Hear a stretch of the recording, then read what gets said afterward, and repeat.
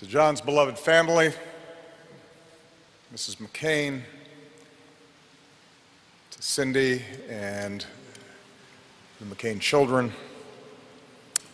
President Mrs. Bush, President Secretary Clinton, Vice President Mrs. Biden, Vice President Mrs. Cheney, Vice President Gore, and as John would say, my friends. We come to celebrate an extraordinary man, a warrior, a statesman, a patriot, who embodied so much that is best in America. President Bush and I are among the fortunate few who competed against John at the highest levels of politics. He made us better presidents, just as he made the Senate better, just as he made this country better. So for someone like John to ask you, while he's still alive, to stand and speak of him when he's gone is a precious and singular honor. Now, when John called me with that request earlier this year, I'll admit sadness and also a certain surprise. But after our conversation ended, I realized how well it captured some of John's essential qualities. To start with, John liked being unpredictable, even a little contrarian. He had no interest in conforming to some prepackaged version of what a senator should be, and he didn't want a memorial that was going to be prepackaged either. It also showed John's disdain for self-pity. He had been to hell and back, and yet somehow never lost his energy or his optimism or his zest for life. So cancer did not scare him, and he would maintain that buoyant spirit to the very end, too stubborn to sit still, opinionated as ever, fiercely devoted to his friends, and most of all to his family. It showed his irreverence, his sense of humor, a little bit of a mischievous streak. After all, what better way to get a last laugh than to make George and I say nice things about him to a national audience?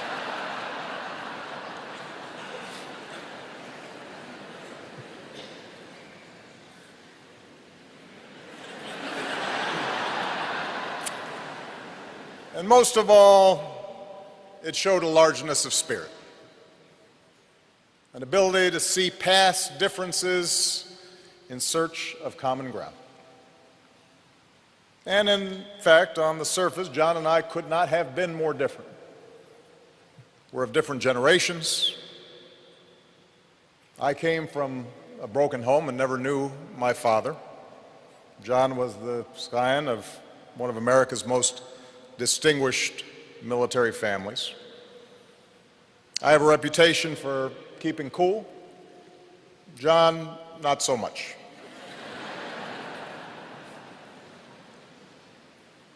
We were standard bearers of different American political traditions, and throughout my presidency, John never hesitated to tell me when he thought I was screwing up, which by his calculation was about once a day.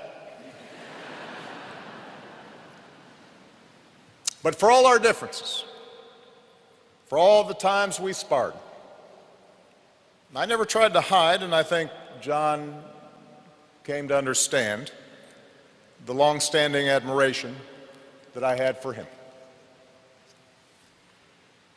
By his own account, John was a rebellious young man. In his case, that's understandable. What faster way to distinguish yourself when you're the son and grandson of admirals than to mutiny?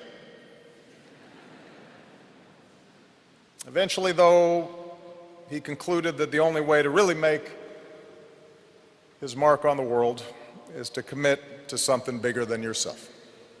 And for John, that meant answering the highest of callings, serving his country in a time of war. Others this week and this morning have spoken to the depths of his torment and the depths of his courage there in the cells of Hanoi, when day after day, year after year, that youthful iron was tempered into steel. And it brings to mind something that Hemingway wrote in the book that Megan referred to, his favorite book. Today is only one day in all the days that will ever be. But what will happen in all the other days that ever come can depend on what you do today. In captivity, John learned in ways that few of us ever will the meaning of those words. How each moment, each day, each choice is a test. And John McCain passed that test again and again and again. And that's why when John spoke of virtues like service and duty, it didn't ring hollow. They weren't just words to him. It was a truth that he had lived and for which he was prepared to die. And it forced even the most cynical to consider, what were we doing for our country? What might we risk everything for? You know, much has been said this week about what a maverick John was. Now, in fact, John was a pretty conservative guy. Trust me, I was on the receiving end of some of those votes.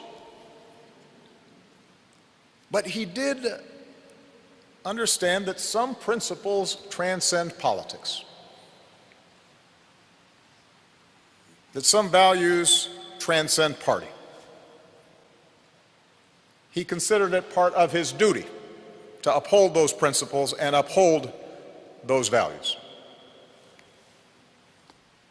John cared about the institutions of self-government, our Constitution, our Bill of Rights, rule of law, separation of powers, even the arcane rules and procedures of the Senate. He knew that in a nation as big and boisterous and diverse as ours, those institutions, those rules, those norms are what bind us together. They give shape and order to our common life. Even when we disagree, especially when we disagree. John believed in honest argument and hearing other views. He understood that if we get in the habit of bending the truth to suit political expediency or party orthodoxy, our democracy will not work. That's why he was willing to buck his own party at times, occasionally work across the aisle on campaign finance reform and immigration reform. That's why he championed a free and independent press as vital to our democratic debate. And the fact that it earned him some good coverage didn't hurt either.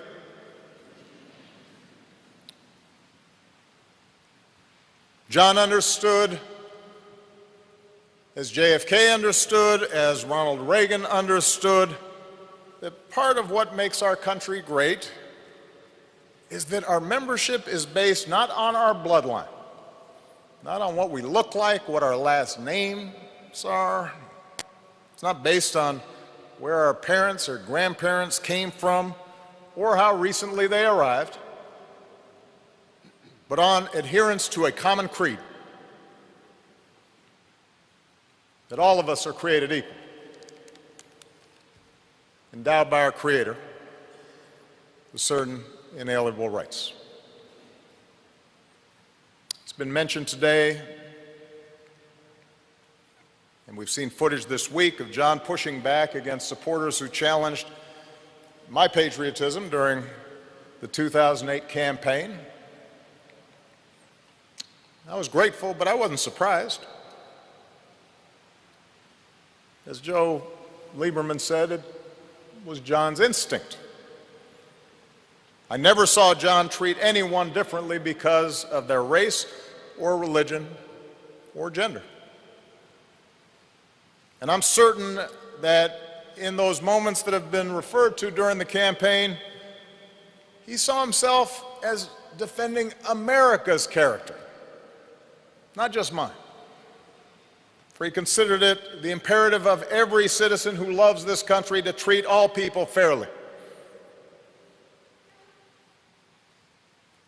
And finally, while John and I disagreed on all kinds of foreign policy issues, we stood together on America's role as the one indispensable nation, believing that with great power and great blessings comes great responsibility.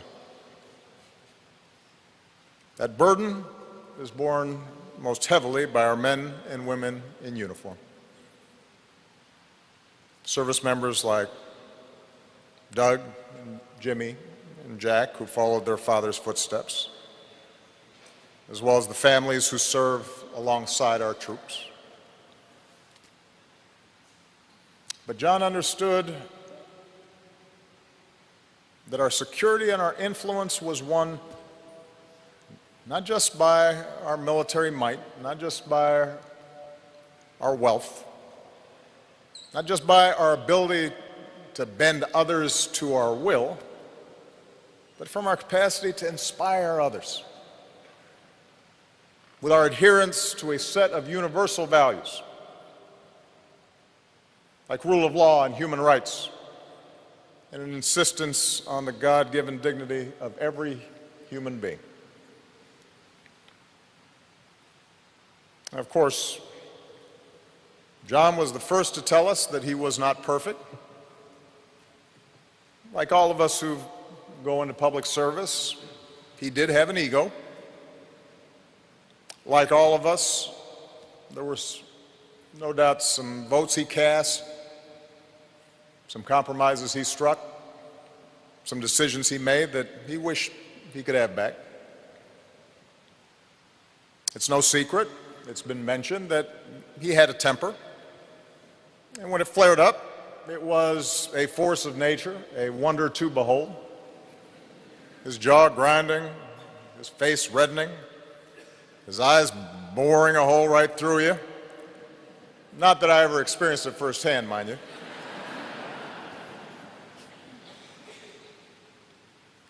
But to know John was to know that as quick as his passions might flare, he was just as quick to forgive and ask for forgiveness. He knew more than most his own flaws and his blind spots. And he knew how to laugh at himself. And that self-awareness made him all the more compelling. You know, we didn't advertise it, but every so often over the course of my presidency, John would come over to the White House, and we'd just sit and talk in the Oval Office, just the two of us. We'd talk about policy, and we'd talk about family, and we'd talk about the state of our politics. And our disagreements didn't go away during these private conversations. Those were real, and they were often deep. But we enjoyed the time we shared away from the bright lights. And we laughed with each other. And we learned from each other. And we never doubted the other man's sincerity or the other man's patriotism, or that when all was said and done, we were on the same team. We never doubted we were on the same team. for all of our differences, we shared a fidelity to the ideals for which generations of Americans have marched and fought and sacrificed and given their lives. We considered our political battles a privilege, an opportunity to serve as stewards of those ideals here at home and to do our best to advance them around the world. We saw this country as a place where anything is possible. And citizenship is an obligation to ensure it forever remains that way. And more than once during his career, John drew comparisons to Teddy Roosevelt. And I'm sure it's been noted that Roosevelt's man in the arena oration seems tailored to John. Most of you know it. Roosevelt speaks of those who strive, who dare to do great things, who sometimes win and sometimes come up short, but always relish a good fight.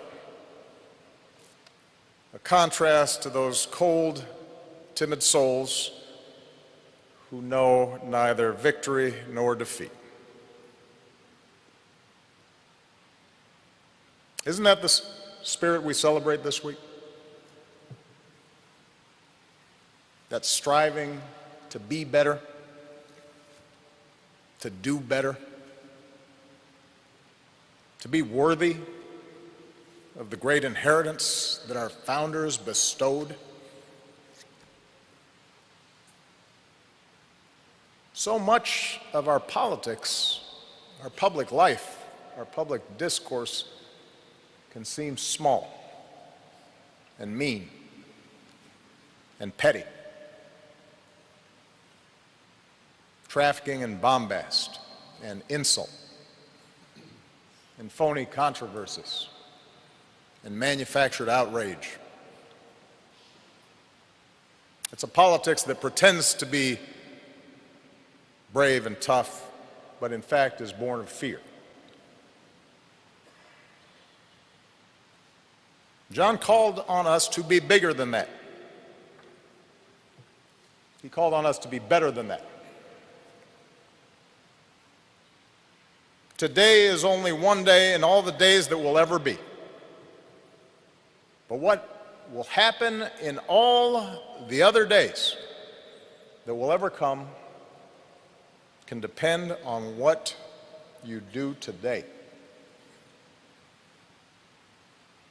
What better way to honor John McCain's life of service than, as best we can, follow his example? To prove that the willingness to get in the arena and fight for this country is not reserved for the few, it is open to all of us. That in fact it's demanded of all of us as citizens of this great republic. That's perhaps how we honor him best. By recognizing that there are some things bigger than party or ambition or money or fame or power, that there's some things that are worth risking everything for. Principles that are eternal. Truths that are abiding. At his best, John showed us what that means. For that, we are all deeply in his debt. May God bless John McCain. May God bless this country he served so well.